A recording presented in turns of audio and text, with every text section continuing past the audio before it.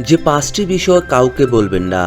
Number 1, আপনি যদি কোথাও অপমানিত হন তবে সে কথা কাউকে বলতে যাবেন না।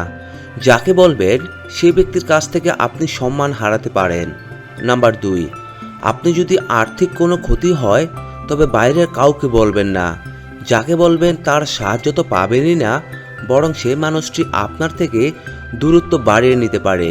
নাম্বার 3, আপনার কাছে কত টাকা আছে, কত বেতন পান, আপনি কোথায় বিনিয়োগ করেছেন, কত টাকা, সে কথা কাউকে বলবেন না। কারণ আপনার ভালো অবস্থা জেনে কেউ আপনাকে বিপদে ফেলতে পারে। নাম্বার 4, আপনার পরিবারের যে কোনো গোপন কথা আপনি বাইরের কাউকে শেয়ার করবেন না।